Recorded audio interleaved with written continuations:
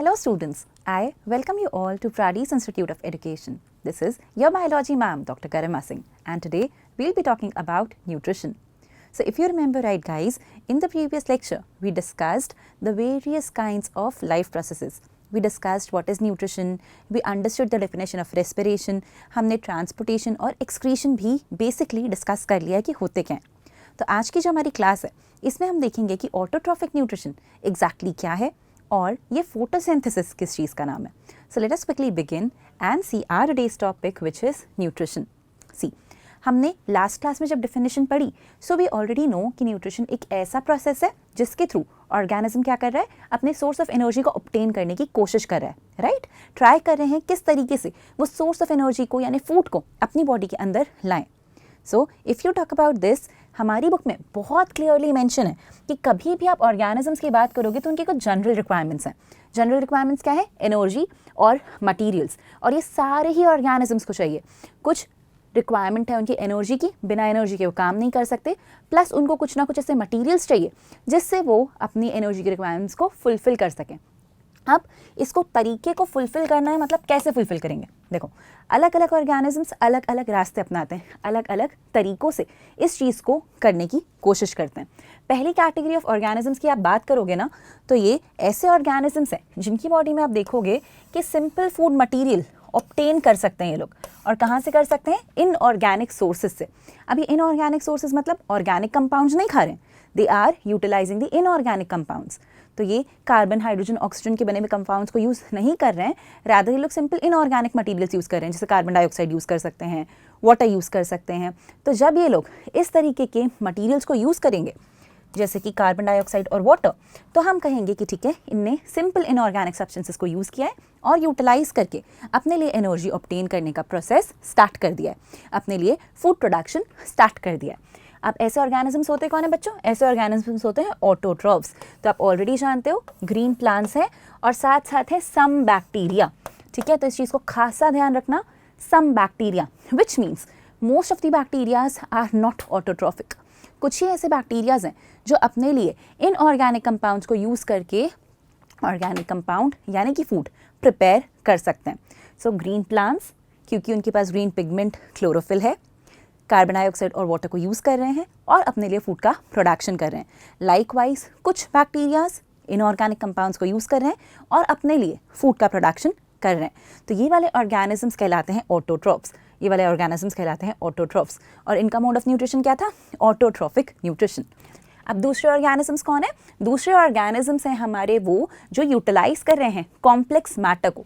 तो ये organisms complex substances को यूज़ करते हैं और कॉम्प्लेक्स सब्सटेंसेस को डायरेक्टली यूज़ नहीं करते, उस कॉम्प्लेक्स सब्सटेंस का ब्रेक डाउन कराते हैं. So they will have to break down their complex food material into simpler ones, then only they can use it for their upkeep and growth of the body, because you know organisms are made up of cells and the cells they can only utilize the simple substances. इतने बड़े बड़े complex molecules को वो use नहीं कर सकते, तो उसको ब्रेक डाउन कराएंगे ये लोग, अलग अलग तरीक़ों से कराएंगे.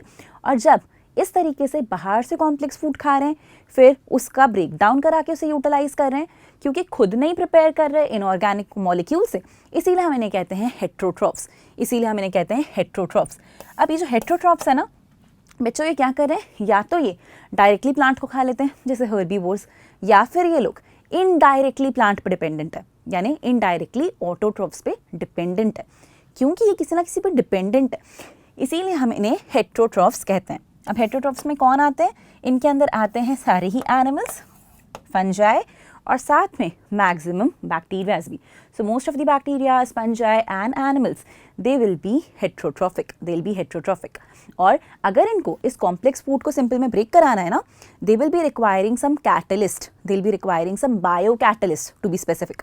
बायो कैटलिस्ट मतलब वो मॉलिक्यूल्स जो लिविंग ऑर्गेनिजम्स की बॉडी में मिलते हैं और वो किसी भी रिएक्शन के रेट को फास्टर कर सकते हैं.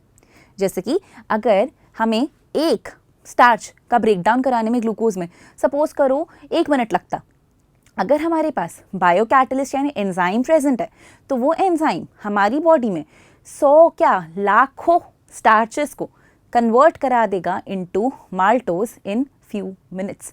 In few minutes rather in a single minute. तो ये इतने क्विक और इतने एफिशिएंट है, जो चीज़ पहले 1 मिनट में एक हो रही थी वह भी 1 मिनट में 1 लाख यानी मिलियन टाइम्स उस रिएक्शन की स्पीड को इंक्रीज कर सकते हैं। तो ये कहलाते हैं हमारे एंजाइम्स। तो डायरेक्ट क्वेश्चन आएगा बच्चों यहाँ से कि एंजाइम्स क्या होते हैं, आप क्या बताओगे? आप बताओगे they are biocatalyst. Enzymes are biocatalyst. They are catalyst because they can increase the rate of a reaction, and since they are found in the living bodies, that's why you call them as biocatalyst. तो catalyst chemistry की definition, bio यानी living organisms में मिलने वाले catalyst, generally ये reactions को speed up ही करते हैं। तो हमारी body में आप इस तरीके से इनका action देखोगे। अब देखो क्या बात हो रही थी कि ये जो कार्बन है और ये जो एनर्जी है, अगर हम ऑटोट्रॉफिक ऑर्गेनिजम्स की बात करेंगे ना, तो ऑटोट्रॉफिक ऑर्गेनिजम्स यहाँ से इन चीज़ों को यूज़ करेंगे और यूज़ करके फोटोसिंथेसिस करेंगे। तो ये क्या करना चाहते हैं? ये फोटोसिंथेसाइज करना चाहते हैं, कार्बन डाइऑक्साइड वाटर को यूटिलाइज करके किसी तरह कार्बोहाइड्रेट वाला कंपाउंड बनाना चाहते हैं, और उस टाइम पे ही ये लोग क्या करेंगे? ऑक्सीजन गैस का एवोल्यूशन करेंगे। तो हम ये यहाँ पे देखेंगे कि फोटोसिंथेसिस या ऑटोट्रॉफिक न्यूट्रिशन एक ऐसा प्रोसेस हो जाएगा जिसमें ऑर्गेनिज्म कुछ सब्सटेंसेस को बॉडी के बाहर से लेते हैं और उन्हें कन्वर्ट करते हैं उस फॉर्म में जिसमें वो बाद में एनर्जी निकाल सकें। तो इनको बाहर से कुछ सिंपल सब्सटेंसेस ले लेने हैं, CO2 दिला दो इनको, वाटर दिला दो इनको, लाइट एनर्जी दिला दो इनको। जब इनको ये सब मिलेगा तब ये लोग इसे उस फॉर्म में कन्वर्ट करेंगे, यानी फूड वाले फॉर्म में कन्वर्ट करेंगे, जो जब रिक्वायर्ड हो तब ब्रेक करवा के एनर्जी रिलीज करा पाएंगे। तो ये है इनका मेजर काम। ये जो मटेरियल है इसको ये कार्बन डाइऑक्साइड और वाटर के फॉर्म में लेंगे, कन्वर्ट करेंगे इसको इनटू कार्बोहाइड्रेट, और कब करेंगे? जब सनलाइट प्रेजेंट हो। अब ना सनलाइट होना भी बेटा काफ़ी नहीं होता है ना, आप तो ये बात जानते ही हो कि सनलाइट अकेली काफ़ी नहीं है, क्योंकि कुछ प्लांट्स हमारे ऐसे भी हैं जो फोटोसिंथेसाइज नहीं कर सकते, जैसे कि कस्क्यूटा। क्यों नहीं कर सकता? प्लांट है, इसलिए नहीं कर पा रहे हैं क्योंकि उनके पास एक ग्रीन कलर पिगमेंट होना चाहिए। अब ये ग्रीन कलर पिगमेंट, हाँ मैम हमने पढ़ा है क्लास 7th में न्यूट्रिशन में हमने पढ़ा है कि ग्रीन कलर पिगमेंट क्लोरोफिल होता है। अगर ये green colour pigment chlorophyll present है तो ही लाइट एनर्जी को ट्रैप कर सकते हैं, तो ही उसे अब्जॉर्ब कर सकते हैं। तो अगर हमें फोटोसिंथेसाइज करवाना है प्लांट से तो उनको 4 चीज़ों की बेसिक रिक्वायरमेंट है। पहली चीज़ तो सनलाइट, क्योंकि light is the only source of energy as we know. तो उस सोर्स ऑफ एनर्जी को दूसरे सोर्स ऑफ एनर्जी में कन्वर्ट कराना पड़ेगा, and for converting it you have to trap it first. Absorb करोगे आप, तो यहीं पर हम कह रहे हैं कि सनलाइट चाहिए।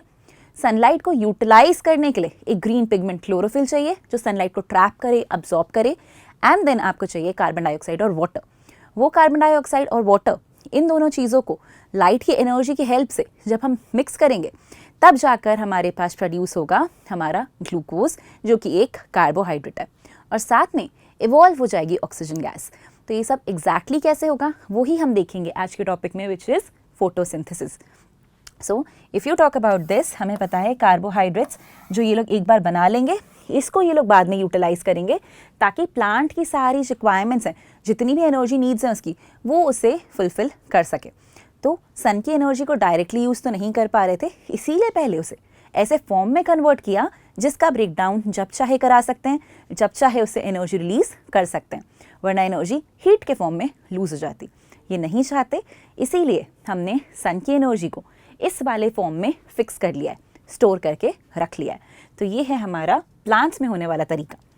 अब देखो, जब भी आप देखोगे ना जो कार्बोहाइड्रेट से लोग बना रहे हैं, आपको क्या लगता है सारा कार्बोहाइड्रेट एक साथ यूज़ कर लेंगे? कतई नहीं यूज़ करेंगे। कैसे यूज़ कर सकते हैं मैम? पूरे दिन तो करते रहते हैं, इतनी एनर्जी उनकी नीड्स ही नहीं है, इतना उनको कुछ करना ही नहीं होता, स्टेशनरी ऑब्जेक्ट्स हैं। तो ये जो इतना कार्बोहाइड्रेट बनाते हैं ना, उसे स्टोर कर लेते हैं, जब जितना चाहिए यूज़ कर लो, नहीं चाहिए उसको स्टोर करके रख लो। जिस फॉर्म में ये लोग इन कार्बोहाइड्रेट्स को स्टोर करते हैं वो है इनका कॉम्प्लेक्स फॉर्म, तो आप देखोगे कि अगर ये एक मोनोमर है, ये एक सिंगल ग्लूकोज का मॉलिक्यूल है, ठीक है, तो ये एक ग्लूकोज का मॉलिक्यूल, ऐसे इनने बहुत सारे ग्लूकोज बनाए होंगे, और जब ये इन सारे ग्लूकोज के मॉलिक्यूल्स को साथ में जोड़ेंगे, इस तरीके से बहुत सारे मोनोमेरिक यूनिट्स को जोड़ेंगे और इस तरीके का कुछ कॉम्प्लेक्स फूड बनाएंगे, इस फॉर्म में उसको स्टोर करेंगे। तो प्लांट्स ग्लूकोज को स्टोर करते हैं इन द फॉर्म ऑफ स्टार्च। तो इसे स्टार्च के फॉर्म में स्टोर करके रख लेते हैं अपने अलग अलग स्टोरेज ऑर्गन्स में। जैसे पोटैटो है तो वो अपनी स्टेम में यानी ट्यूबर में उसको स्टोर करके रख सकता है। तो अलग अलग प्लांट्स अलग अलग जगह पर इसको स्टार्च के फॉर्म में स्टोर कर लेंगे। तो ये स्टोरेज फॉर्म हो जाता है प्लांट्स में। तो कोई भी आपसे पूछेगा स्टार्च क्या है, so starch is a polysaccharide. It is made up of multiple monosaccharide units of glucose. When so many glucose are attached together, they'll form a polysaccharide which is starch. And starch is the storage form.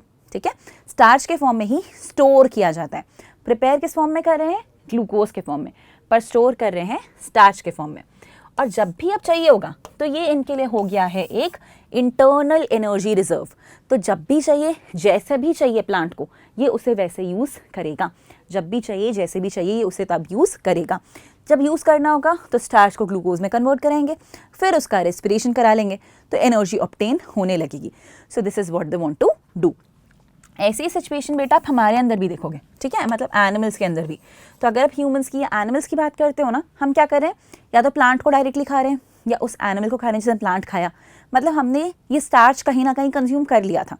अब हमारी body में उसका break down करा को रुके हमने ही पहले glucose बना लिया होगा। अब अगर हमारे पास एक्स्ट्रा है तो हमें भी उसे स्टोर करना होता है। And when we are storing it in the form of glycogen. तो जैसे स्टार्च एक स्टोरेज फॉर्म है, लाइकवाइज ग्लाइकोजन भी एक स्टोरेज फॉर्म है। जैसे स्टार्च एक पॉलीसैकेराइड है वैसे ही ग्लाइकोजन भी एक पॉलीसैकेराइड है। तो ग्लाइकोजन अगर आप देखोगे एनिमल्स में इंक्लूडिंग ह्यूमंस, और स्टार्च आप देखोगे प्लांट्स में, you will see the storage form of starch in plants.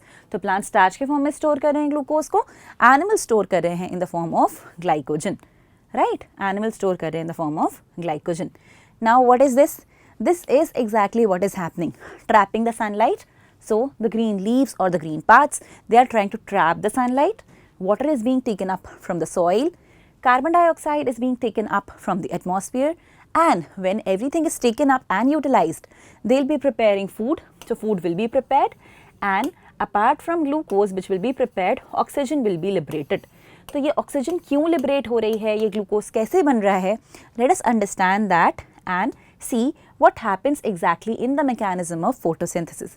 Now the word photosynthesis itself means production of something in the presence of sunlight. So when you are preparing something, producing something in the presence of sunlight, you will be calling it as photosynthesis. And for photosynthesis, what all you need? You will be requiring sunlight, a green pigment chlorophyll present in the green parts of the plant. You will be requiring water from the soil, and you will be requiring carbon dioxide from the air. What will be produced? A simple sugar like glucose will be produced, and oxygen gas will be evolved. And we have to see how exactly is this happening. So let us quickly see how this is happening. If you talk about the mechanism, no, बहुत simple है बच्चों। क्यों simple है? देखो, मैं बोल रही हूँ सनलाइट चाहिए, सनलाइट कहाँ से आएगी? सन से आएगी। तो अब ये जो सनलाइट है, जब तक प्लांट्स इसको ट्रैप नहीं करेंगे, अब्जॉर्ब नहीं करेंगे, किस काम की? तो पहला ही स्टेप जो मैकेनिज्म में होगा वो होगा अब्जॉर्प्शन ऑफ सनलाइट। अब ये अब्जॉर्ब करने का काम किसका है? ग्रीन पिगमेंट का। ये ग्रीन पिगमेंट जो ग्रीन पार्ट्स के अंदर प्रेजेंट है, क्योंकि उनके अंदर बहुत सारे सेल ऑर्गेनेल्स हैं, क्लोरोप्लास्ट यानी प्लास्टिड्स, तो वहाँ पर जो क्लोरोफिल है वो पूरी की पूरी लाइट एनर्जी को ट्रैप करने का काम कर रहा है। तो पहला ही स्टेप होगा बेटा absorption of light energy by chlorophyll. Chlorophyll क्या था? प्लांट का ग्रीन पिगमेंट था। तो पहली ही चीज़ तो ये हो जाएगी। फिर क्या होगी? अब ये जो लाइट एनर्जी है उसको उस सोर्स में कन्वर्ट करना पड़ेगा जो काम आए, जिसकी हेल्प से हम बॉन्ड्स बना सकें। तो सेकेंड स्टेप में हम लाइट एनर्जी का कन्वर्जन करेंगे, उसे उस फॉर्म में चेंज करेंगे जो हम यूज़ कर सकें, हम इन द सेंस प्लांट्स हमारे यूज़ कर सकें। तो ये लोग करवा देंगे लाइट एनर्जी का कन्वर्जन इनटू केमिकल एनर्जी। अब ये केमिकल एनर्जी क्या है? आपने अक्सर सुना होगा। कॉम्प्लिकेट करने के लिए हम बार बार आपको बताते हैं कि भैया ATP होता है कुछ, NADPH होता है कुछ। तो ये जो ATP और NADPH है ना, ये हमारे केमिकल एनर्जी के फॉर्म्स हैं। ATP होता है एडिनोसाइन ट्राइफॉस्फेट, NADPH होता है nicotinamide adenine dinucleotide phosphate hydrogen. तो ये NADPH और ATP इन दोनों फॉर्म्स में इसको कन्वर्ट कर लेते हैं। NADPH हाइड्रोजन डोनर की तरह काम करता है, ATP एनर्जी प्रोडक्शन करा के उसको हेल्प करता है कि वो CO2 को रिड्यूस कर करके ग्लूकोज में यानी कार्बोहाइड्रेट में कन्वर्ट कराए। और इसी टाइम पे जब लाइट एनर्जी केमिकल एनर्जी में कन्वर्ट होती है ना, आप एक चीज़ और देखोगे, और ये एक चीज़ क्या होती है, ये एक चीज़ होती है कन्वर्जन ऑफ वाटर। तो ये जो हमारा वाटर का मॉलिक्यूल होता है, तो अगर हमारे 2 वाटर के मॉलिक्यूल हैं और इनके ऊपर भी सनलाइट फॉल हो रही है, तो ये वाटर की मॉलिक्यूल का ब्रेकडाउन हो जाता है। सो लाइट एनर्जी के कारण वाटर का ब्रेकडाउन यानी वाटर की स्प्लिटिंग होती है, and water splits into hydrogen and oxygen. और बच्चों ये वही ऑक्सीजन है जो फोटोसिंथेसिस में इवॉल्व हो रही है यानी रिलीज हो रही है। जो हम बोलते हैं ना प्लांट CO2 लेते हैं, बदले में O2 देते हैं, तो प्लांट CO2 को O2 में कन्वर्ट कभी नहीं करते। वो क्या करते हैं, वो वाटर का ब्रेकडाउन कराते हैं और ऑक्सीजन प्रोड्यूस कराते हैं। तो जब वाटर का लाइट के प्रेजेंस में ब्रेकडाउन होगा, तब जाकर हम कहेंगे कि ठीक है ऑक्सीजन इवॉल्व हो गई है। अब आप बोलोगे वाओ मैम, फोटोसिंथेसिस करने चले थे, नाम ओ निशान तक नहीं है, कोई शुगर नहीं बनी अभी तक, कुछ भी प्रोड्यूस नहीं किया है और ऑक्सीजन दे भी दी, कितने अच्छे हैं हमारे प्लांट्स। तो हाँ, प्लांट्स तो हमारे लिए बहुत ही अच्छे हैं, बिकॉज इन्हीं से हमें वो ऑक्सीजन मिलती है जो हमारी बॉडी के लिए रेस्पिरेशन के लिए रिक्वायर्ड है। तो वो ऑक्सीजन इस तरीके से प्रोड्यूस होगी। अब देखो ये दोनों ही स्टेप्स जो आपने देखी मेरे बेटा, ये दोनों ही स्टेप्स क्या है, लाइट पे डिपेंडेंट है। बिना लाइट के, बिना सनलाइट के ना सनलाइट ट्रैप होती, ना सनलाइट का कन्वर्जन होता, ना वाटर का ब्रेकडाउन होता। तो ये दोनों ही जो फेजेस हैं, दोनों ही जो स्टेप्स हैं, ये पूरी की पूरी लाइट डिपेंडेंट है। तो अगर हम फोटोसिंथेसिस को डिवाइड करें ना, तो हम कह सकते हैं एक फोटोसिंथेसिस का लाइट फेज होता है जो लाइट पे डिपेंडेंट होता है, इसी को हम फोटो केमिकल फेज भी कहते हैं। और इस वाले फेज में लाइट कंपलसरी है, लाइट कंपलसरी है, बिना लाइट के ये फेज हो ही नहीं सकता। तो लाइट जब तक होगी नहीं, लाइट कन्वर्ट भी नहीं होगी। एक बार ये हो गया, फिर क्या कराना है आपको, उन्हीं चीज़ों को यूज़ करके, मतलब इसी केमिकल एनर्जी को यूज़ करके CO2 को रिड्यूस करना है। अब जब भी आप पढ़ोगे ना रिडक्शन, केमिस्ट्री का रिडक्शन आपको पता ही है, यहाँ पर बस इतना याद रख लेना कि CO2 में एक कार्बन है, 2 ऑक्सीजन है, एक भी हाइड्रोजन नहीं है। तो जब हम रिड्यूस करा रहे होंगे तब हम इसमें हाइड्रोजन ऐड करा रहे होंगे। तो देखो हर एक कार्बन के लिए 2-2 हाइड्रोजन तो हमने मिनिमम ऐड करा दिए, ऐसे समझ लो, ठीक है। तो C6H12O6 और ऑक्सीजन हटा भी दी। तो इसीलिए हम कह रहे हैं कि हाँ हमने रिडक्शन कराया होगा। तो हम रिड्यूस कराते हैं CO2 को इनटू कार्बोहाइड्रेट, और ये जो कार्बोहाइड्रेट है यहाँ पर ये है ग्लूकोज, यहाँ पर ये है ग्लूकोज। अब ये वाला जो फेज है इसे हम पुरानी भाषा में कहते थे डार्क फेज, बट ये अंधेरे में नहीं होता, ये लाइट रिएक्शन के अक्सर बाद में हो जाता है। क्यों? क्योंकि ये उनके प्रोडक्ट्स पे डिपेंडेंट है। लाइट रिएक्शन में जो बनेंगी वो चीज़ें इसको चाहिए, तब जाके ये हो पाता है। तो इसीलिए हम पहले से डार्क फेज कहते थे, पर आइडियली इसका नाम होना चाहिए बायोसिंथेटिक फेज, क्योंकि यहाँ पर किसी चीज़ का प्रोडक्शन यानी सिंथेसिस हो रहा है। तो आइडियली इसे बायोसिंथेटिक फेज कहना चाहिए। तो यहाँ तक आई होप आपको सारी चीज़ें क्लियर है। 2 मटेरियल्स बन गए हैं, एक बन गया है ग्लूकोज, दूसरी रिलीज हो गई है ऑक्सीजन। अब यहाँ पर जो बुक में नेक्स्ट 3 लाइन लिखी है एक्सट्रीमली इंपॉर्टेंट लाइन्स हैं, और ये क्या कह रही है कि ये बिल्कुल ज़रूरी नहीं है कि ये steps one after the other हों, ये रैंडम ऑर्डर में भी हो सकती हैं। जैसे कि डेजर्ट प्लांट्स रात के टाइम पे CO2 लेना प्रेफर करते हैं, क्योंकि अगर दिन के टाइम पे CO2 लेंगे ना, जहाँ से CO2 लेनी है, यानी कि वो जो स्टोमेटल पोर है जहाँ से CO2 लेनी है, वो स्टोमेटल पोर वो सुबह के टाइम खोलना ही नहीं चाहते, बिकॉज बहुत सारा वाटर लॉस होगा, बहुत सारा ट्रांसपिरेशन होगा।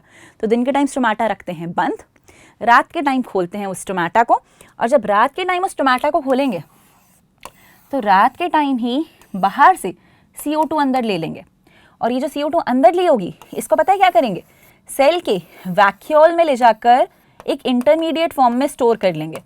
अब ये इंटरमीडिएट एक 4 कार्बन का एसिड हो सकता है, उस फॉर्म में इसको स्टोर करके रखेंगे। कब तक? जब तक अगले दिन सुबह ना हो जाए, क्योंकि जब तक लाइट रिएक्शन होगा नहीं, लाइट फेज होगा नहीं, एनर्जी बनेगी नहीं, तब तक ये वाला प्रोसेस तो कंप्लीट कर नहीं सकते। तो तब तक के लिए इसको स्टोर करके रखेंगे। अगले दिन सुबह होते ही जैसे ही ये चीज़ें बन जाएंगी, तुरंत इसे वैक्यूल से बाहर निकालेंगे और इसे कम्प्लीटली कन्वर्ट कर देंगे इनटू ग्लूकोज, इसका कंप्लीट रिडक्शन करा देंगे। इसलिए हमने कहा कि ज़रूरी नहीं है एक के बाद एक ही हो और इमीडिएटली ही हो। जैसे कि डेजर्ट प्लांट्स ने रात में ही CO2 ले लिया था और रात में ही एक इंटरमीडिएट बना के रख लिया था, जिस पे तब काम हुआ जब एनर्जी अब्जॉर्ब कर ली गई क्लोरोफिल के द्वारा ड्यूरिंग द डे। तो ये सारी स्टेप्स इमीडिएटली हो, ये चीज़ ज़रूरी नहीं होती। सो ये वाली चीज़ बहुत बहुत इंपॉर्टेंट है गाइस, दिल 100% आस्क यू ठीक है, 100% इस पर क्वेश्चन आएगा। अब अगर हम फोटोसिंथेसिस की बात करें और इसकी इक्वेशन लिखना चाहें तो इसकी एक वेल बैलेंस्ड इक्वेशन है। वेल बैलेंस्ड इक्वेशन क्या है कि 6 CO2 यूज़ करने पड़ते हैं और 12 वाटर के मॉलिक्यूल्स का ब्रेकडाउन कराना पड़ता है। कब? जब सनलाइट हो, ग्रीन पिगमेंट क्लोरोफिल हो। जब आप ये चीज़ करते हो तब जाकर आपको एक ग्लूकोज मिलता है, 6 ऑक्सीजन मिलती हैं और 6 वाटर के मॉलिक्यूल्स मिलते हैं। तो आप देखो हर एक ऑक्सीजन को ऑब्टेन करने के लिए 2 वाटर का ब्रेकडाउन होता है। इसीलिए ये है हमारी well balanced equation of photosynthesis. बहुत बहुत इंपॉर्टेंट है। 6 CO2, 12 H2O, sunlight, chlorophyll, glucose, oxygen and water. So please keep that in mind, it is extremely important. इस पे भी एक डायरेक्ट क्वेश्चन मिलेगा। With this, that is it for the lecture today. In the next lecture, we'll discuss about the internal structure of a leaf. We will discuss about the stomatal opening and closing. And we will also try to discuss about the experiments which will tell us why do we exactly need these raw materials and what will happen without them. So, we will continue the rest of the topics in the next lecture. That's it for today, guys. Thank you. Keep learning. Bye-bye.